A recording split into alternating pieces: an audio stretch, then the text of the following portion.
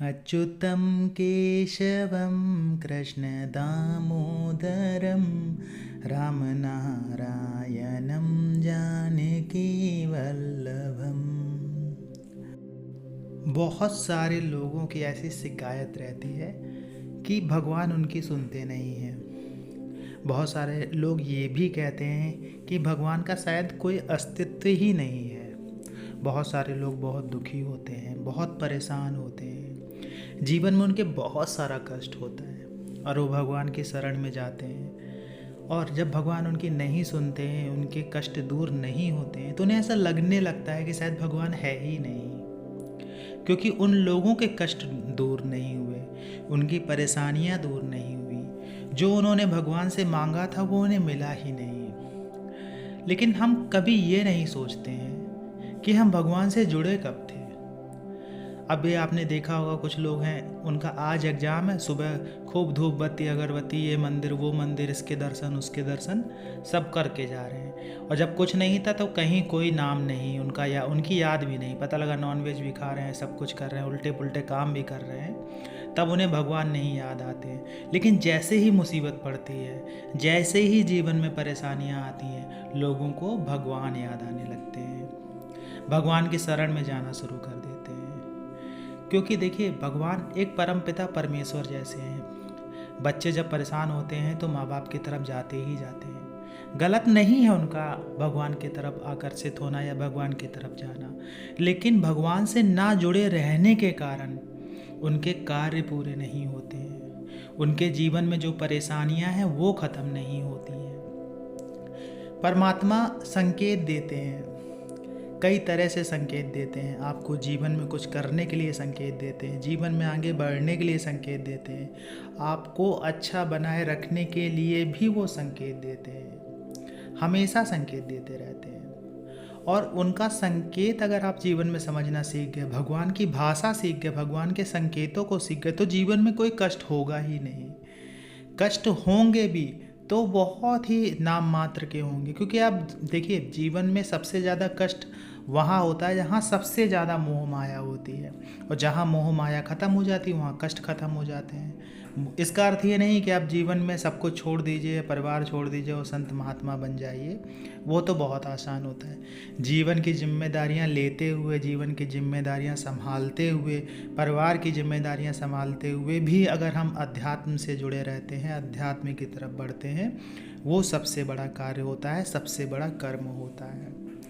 देखिए, जब हम बहुत ज़्यादा परेशान होते हैं, देखिए क्या है कि जैसे आप बहुत ज़्यादा पूजा पाठ में भी हैं, भगवान से जुड़े भी हैं, मंत्र जप भी करते हैं, उसके बाद भी जैसे अगर आपके जीवन में कष्ट रहता है, तो एक बात को आपने महसूस अवश्य किया होगा कि जब भी आपके जीवन में कोई कष्ट आने वाला होता है, जब जब भी आपके जीवन में कोई परेशानी आने वाली होती है, तो कोई ना कोई एक ऐसा व्यक्ति ज़रूर आपके कष्टों को हरने के लिए आता है। कोई ना कोई ऐसा व्यक्ति ज़रूर होता है जो आपकी परेशानियां दूर करने के लिए आता है। कोई ना कोई ऐसा व्यक्ति ज़रूर होता है जो आपका मार्गदर्शन करने के लिए आता है। ऐसा हो ही नहीं सकता कि जो भगवान से जुड़ा हो और उसकी मदद ना करें। भगवान हमेशा मदद करते हैं, बस हमें समझने की देरी होती है, हम समझ नहीं पाते हैं कभी कभी। तो जीवन में जब भी कुछ परेशानी आती है, कष्ट आती है, तो उसका समाधान भी साथ में आता है, किसी न किसी रूप में आता है। जिस व्यक्ति के रूप में कोई समाधान आता है, परमात्मा उसे ही चुनते हैं आपकी समस्या का समाधान करने के लिए। देखिए, वो परमात्मा आपको भी चुन सकते हैं, परमात्मा किसी को भी चुन सकते हैं, भगवान किसी को भी चुन सकते हैं, किसी की भी परेशानी दूर करने के लिए। आपको एक कारक बना सकते हैं कि आप उसकी परेशानी दूर करेंगे। जैसे मान लीजिए किसी व्यक्ति को पैसे या धन की समस्या है, तो एक ऐसा व्यक्ति आपकी मदद करेगा जिसके पास में धन की अधिकता होगी। उसका दिमाग इस तरह से कार्य करने लगेगा कि अपने आप ही स्वतः ही वो आपकी मदद करने के लिए आकर्षित हो जाएगा आपसे। आपकी कोई और दिक्कत होगी और कोई परेशानी होगी, तो उस परेशानी को दूर करने के लिए परमात्मा के चुने हुए कोई ना कोई व्यक्ति आपके पास अवश्य आएंगे। आपको इस तरह से सक्षम बना देते हैं परमात्मा कि आप लोगों की मदद अपने आप ही करना शुरू कर देते हैं। लोगों की परेशानियां अपने आप ही दूर करना शुरू कर देते हैं। आपने कभी इस बात को महसूस किया भी होगा जीवन में कि आपके द्वारा बहुत सारे लोग ऐसे होंगे जिनके कार्य बने होंगे, आपके द्वारा बहुत सारे लोग ऐसे होंगे जिनके जीवन में उनको मार्गदर्शन मिला होगा, आपके द्वारा बहुत सारे ऐसे लोग होंगे जिनको बहुत अच्छी अच्छी सीख आपसे मिली होंगी। तो निश्चित परमात्मा आपको चुनते हैं किसी न किसी कार्य के लिए, निश्चित परमात्मा आपको चुनते हैं किसी न किसी कार्य को बनाने के लिए, किसी न किसी के दुख दर्द दूर करने के लिए, जो भगवान से जुड़े हुए हैं।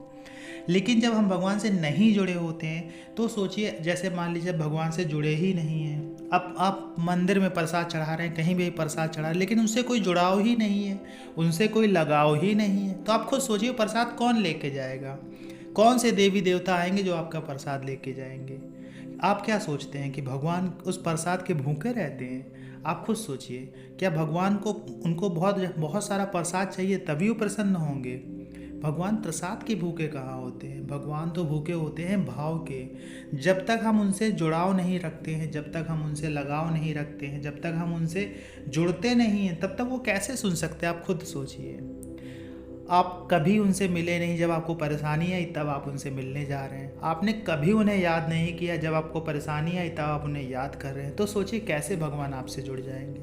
तो भगवान परमात्मा आपको कैसे चुन सकते हैं किसी भी कार्य के लिए?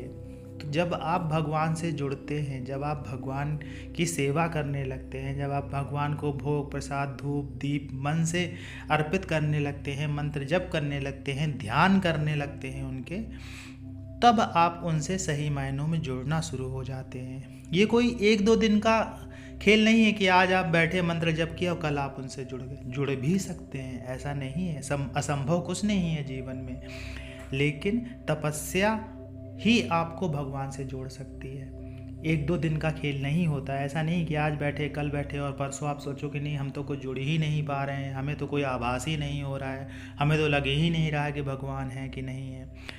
जब आप लगातार जप में रहेंगे, लगातार पूजा पाठ में रहेंगे, लगातार जब आप ध्यान में रहेंगे, तब आप भगवान से जुड़ना शुरू हो जाएंगे। तब आप किसी न किसी ऐसी शक्ति से जुड़ना शुरू हो जाएंगे और वो शक्ति भी आपसे आकर्षित होना शुरू हो जाएगी। मन पवित्र रहता है, मन साफ रहता है, हृदय पवित्र रहता है। हम पूरे भाव से अगर भगवान से जुड़ते हैं तो निश्चित मान लीजिए ऐसा हो ही नहीं सकता कि भगवान आपसे ना जुड़े, वो भी आपसे जुड़ जाते हैं। उसके बाद जब आपके जीवन में कोई परेशानी आती है, उसके बाद जब आपके जीवन में कोई तकलीफ आती है, तो निश्चित ही आपकी तकलीफ का समाधान होता है, आपकी समस्या का समाधान होता है, आपकी परेशानियाँ दूर होती ही होती हैं। आशा ये जानकारी आपको अच्छी लगी होगी। जानकारी अच्छी लगी हो तो वीडियो को लाइक करिएगा, कमेंट्स में जय माता दी, जय श्री कृष्णा, हर हर महादेव लिखिएगा। मिलते हैं आपसे अगले वीडियो में नई जानकारी के साथ में, तब तक के लिए जय श्री कृष्णा।